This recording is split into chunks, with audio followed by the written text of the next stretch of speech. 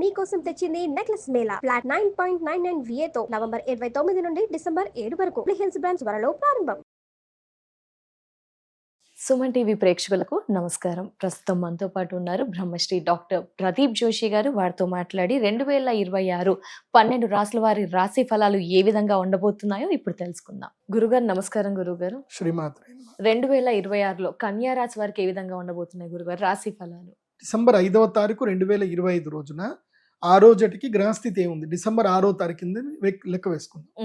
ఆ రోజు గ్రహస్థితి ఏదైతే ఉందో ఆ గ్రహస్థితిలో ఉండేటువంటి మేజర్ 4 గ్రహాలు జూన్ 3వ తారీఖు వరకు ఆ గ్రహాలన్నీ కూడా అలాగే ఉంటాయి, ఏ మార్పు ఉంటుంది. జూన్ 3.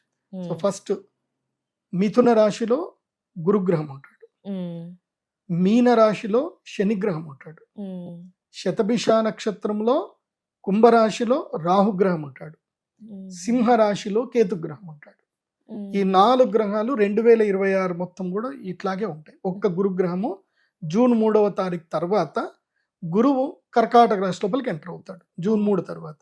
కాబట్టి ఇప్పుడు నేను చెప్పే రాశి ఫలాలు ఏంటంటే 2026 డిసెంబర్ 5వ తారీఖు 2025 నుంచి మొదలయ్యి జూన్ 3వ తారీఖు 2026 వరకు ఈ రాశి ఫలాలు వర్తిస్తాయి.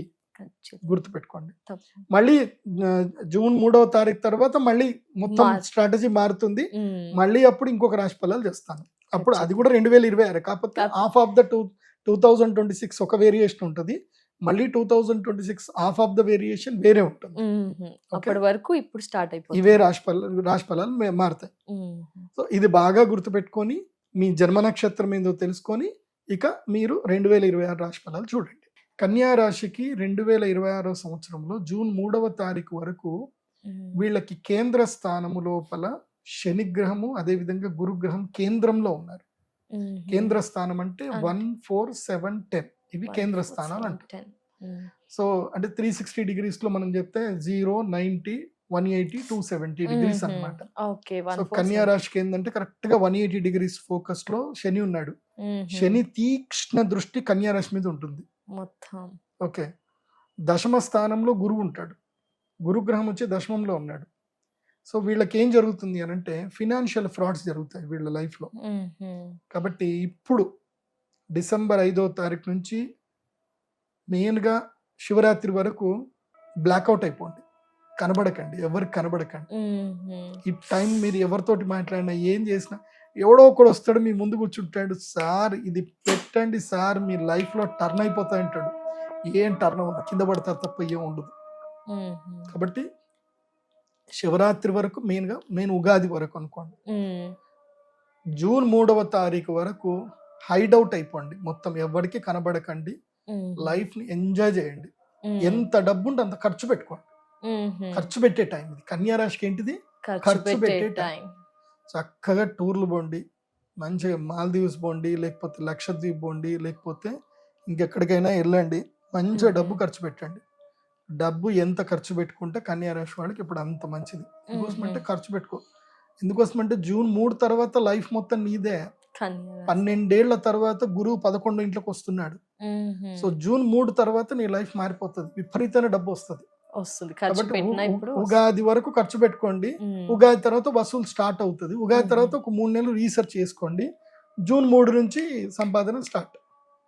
కాబట్టి కన్యా రాశి వాళ్ళకి ఏంటంటే ఎస్కేప్ అయిపోండి, హైడౌట్ అవ్వండి, బాగుంటుంది. శని దృష్టి కన్యా రాశి వాళ్ళ మీద ఈ సంవత్సరం చాలా ఎక్కువగా ఉంటుంది. దానివల్ల ఏమవుతుంది అంటే వీళ్ళకి నరదృష్టి ఎక్కువగా పడ్డము, ఆరోగ్యము పాడైపోవడము, అనారోగ్యం అయిపోవడము, హాస్పిటలైజ్ అవ్వడము, ఏదో మళ్ళీ తెలియదు. మళ్ళీ తీరా చూస్తే ఏమి ఉండదు. డాక్టర్లు అంటారు ఏం లేదండి మీరు బాగున్నారు అంటారు, కానీ మాత్రం వీళ్ళు ఆరోగ్యం అంతా పాడైపోతూనే ఉంటుంది. సో మానసిక వ్యధ ఇబ్బందులు ఉంటాయి. కన్యా రాశి వాళ్ళకి ఏంటంటే ఉగాది వరకు టైం బాగలేదు.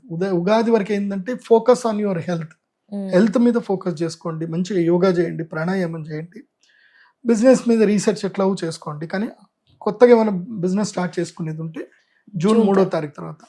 వీళ్ళకి ఏంటంటే అక్షయ తృతీయ మెయిన్ ఈవెంట్. కన్యా రాశి వాళ్ళకి ఈ లైఫ్ ఈ సంవత్సరం ఏం జరుగుతుందంటే 12 సంవత్సరాలకు ఒకసారి అదృష్ట యోగము గురుగ్రహం ద్వారా రాబోతుంది.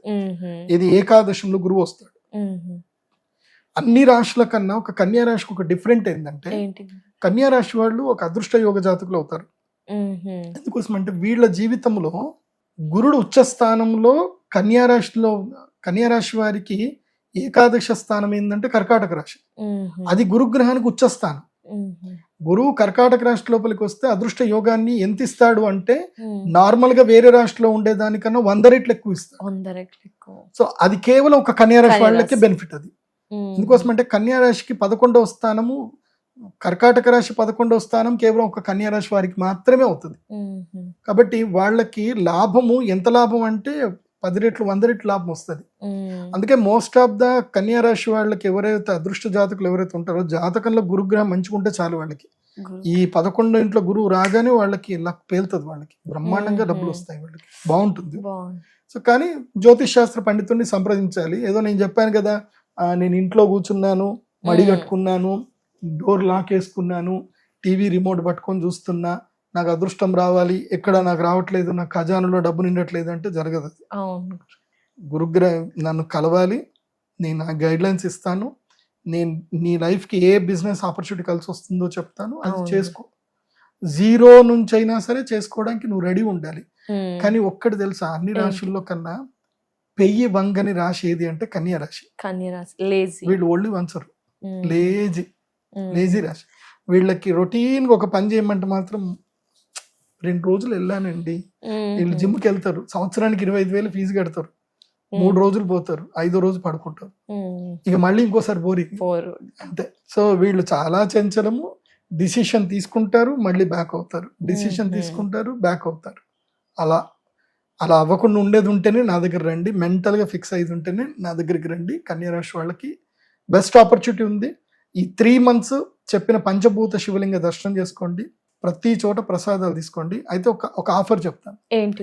శివరాత్రి రోజు నా దగ్గరకు వచ్చి, ఈసారి శివరాత్రికి మేము చాలా పెద్ద పూజ చేస్తున్నాం, సహస్ర శ్రీచక్ర స్ఫటికలింగార్చన పూజ చేస్తున్నాం. ఇంత పెద్ద పెద్ద స్ఫటికలింగాలు మనం ఆర్డర్ చేసి తెప్పిస్తున్నాం. ఒక్కొక్కళ్ళు ఆ స్ఫటికలింగం తీసుకొని, లేదా ఇంత చిన్నవి కూడా వస్తున్నాయి, శివరాత్రి రోజు వచ్చి నా దగ్గరకు వచ్చి స్ఫటికలింగం తీసుకొని పంచభూత శివలింగాల దగ్గరికి పోయి ప్రతి శివలింగం దగ్గర ఆ యొక్క శివలింగాన్ని అక్కడ చూపించి, స్వామివారికి చూపించి తెచ్చుకోండి.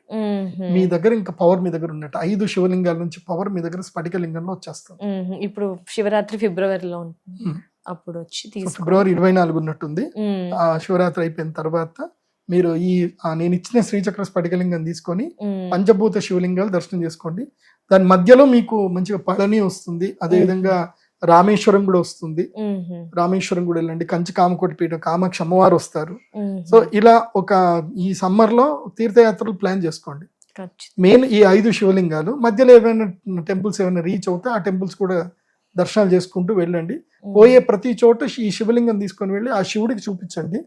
మీకు అదృష్టం ఎక్కడైనా ఛాన్స్ దొరికింది, శివలింగం టచ్ చేసే ఛాన్స్ దొరికింది, అయ్యగారికి ఒక 100 రూపాయలు ఇస్తే ఆయన వెళ్ళి టచ్ చేసి ఇస్తాడు.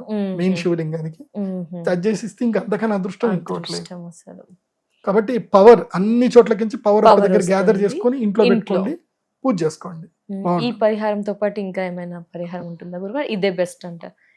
కన్యా రాశి వాళ్ళకి ఈ శని బాధ, శనిది ఏదైతే ఉందో ఆ దృష్టి బాధ తగలకూడదు, నరదృష్టి తగలకూడదు అంటే ఈ మాల వేసుకోవాలి. కృష్ణ స్ఫటిక మాల, కృష్ణ అంగారమాల అంటారు. అంటే బ్లాక్ కలర్ క్రిస్టల్. మీరు most of the film stars ఎవరెవరు ఉంటారో వాళ్ళందరూ వేసుకునేటి ఇవే, పెద్ద పెద్ద స్టార్స్ అందరు కూడా. మీరు మామూలుగా చూడండి, నల్ల కలర్ కరుంగలి మాల కాదు ఇది, కృష్ణ స్ఫటిక మాల రేర్. అది నా దగ్గర తప్ప ఇంకేడ దొరకదు. అది నేను రీసెర్చ్ చేసి నేను స్పెషల్ గా తయారు చేయించి ఆర్డర్ చేయించేసుకొని తెప్పించుకున్నది కృష్ణ స్ఫటిక మాల. ఇది కన్యా రాశి వాళ్ళు వేసుకోండి. ఇంకా నరదృష్టితో బాధపడుతున్న ఎవరైనా ఇది వేసుకోండి, బాగుంటుంది. తప్పకుండా గురుగారు, ధన్యవాదాలు, నమస్కారం. శ్రీమాత్ర.